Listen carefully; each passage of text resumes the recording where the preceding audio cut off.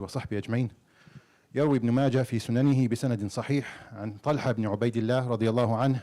Tonight's hadith is a hadith actually I mentioned before every Ramadan because it's one of the hadith that really gets me excited about Ramadan. There's so many, of course, so much to get excited over.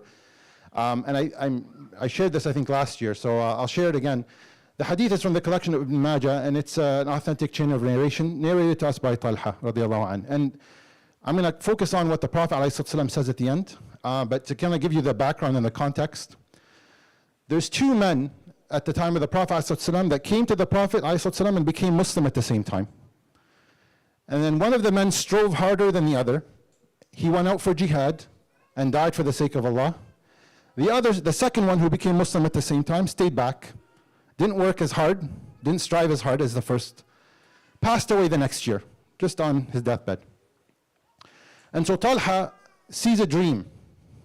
And he sees himself in this dream with these two men standing at the gates of Jannah. And somebody comes out from the gates of Jannah, calls the second person who died, not the person who died in jihad, who strove harder. He calls the second person to come in first. Then he comes back, grabs the first person. Then he comes back and he says to Talha, go away, it's not your time yet. So Talha wakes up amazed. How does this make sense? We know that this first person strove harder and went out for jihad and died for the sake of Allah subhanahu wa ta'ala. Yet the second person entered first. So he shared this with the Sahaba. They also were amazed. Then the news went to the Prophet ﷺ, and they told him the story. And the Prophet ﷺ responded, and he says, ﷺ, "Min ayyi dhalika ta'jabun?" From what amazes you about this? Why are you so surprised? So they said, Ya Rasulullah, inna hadha kana ashadda rijala ijtihadan thumma istushhid. وكان هذا الآخر ودخل هذا الآخر الجنة قبله. O Prophet of Allah, this first person who died, he strove harder and he died for the sake of Allah subhanahu wa ta'ala, yet the second person entered first. So the Prophet ﷺ responded, and he said to them, basically, he told them the reason why this happened. He says, ﷺ, أَلَيْسَ قَدْ مَكَثَ هَذَا بَعْدَهُ سَنَةً? Didn't this person live a full year after the first person? قالوا بلى. Yes, he did. وأدرك رمضان فصامه وصلى كذا وكذا من سجة في السنة. Didn't he experience another Ramadan and fasted it and prayed such and such salawat over the past year? And they said yes. So the Prophet ﷺ responded, he said, مَا بَيْنَهُمَا أَبْعَدُ مِمَّا بَيْنَ السَّمَاءِ وَالْأَرْضِ. The difference between them is further than the difference between the heavens and the earth. So it's a beautiful hadith because, and this is what really, many of us strive, inshallah, and we ask Allah subhanahu wa ta'ala to give us martyrdom for His sake. But most of us may not get that opportunity. But what, inshallah ta'ala, if we're blessed to live till this Ramadan, we have a greater opportunity to gain rank with Allah. More than martyrdom.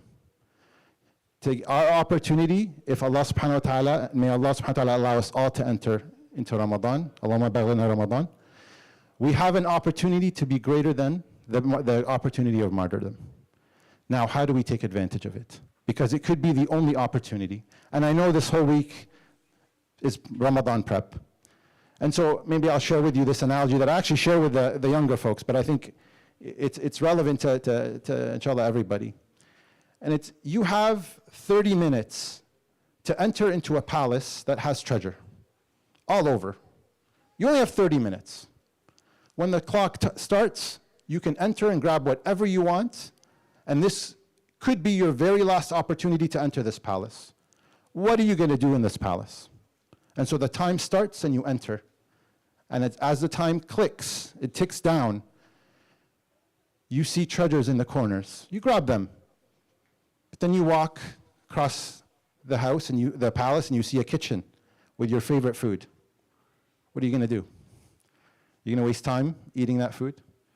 Are you going to eat so much of it that it's going to hinder you from moving? Then you see your friends on the table chatting. You're going to join them chatting, talking, playing cards? You say, no, I'm not going to waste my time. Then you walk across and you see the living room with TV on, sports or movies or whatever. Are you going to watch a movie at this time? Are you going to play video games at this time? And the time's clicking. Now you look at the time and it's only 15 minutes left. And then you keep walking and then the phone rings and you get a notification. And then people are conversing over WhatsApp or social media. Are you going to waste precious time from, instead of grabbing these treasures, just going through your feed? Or are you going to take every second that you have to try to gather as much as you can in that little time? And this example is a dunya example. These treasures are dunya treasures. The real treasures are with Allah subhanahu wa ta'ala, His mercy subhanahu wa ta'ala. The key to Jannah. And having an opportunity to experience Ramadan, we should not look at this as one of many opportunities. It could be our very last one, just like in the hadith of the two men. He experienced one extra Ramadan, but he took advantage of it.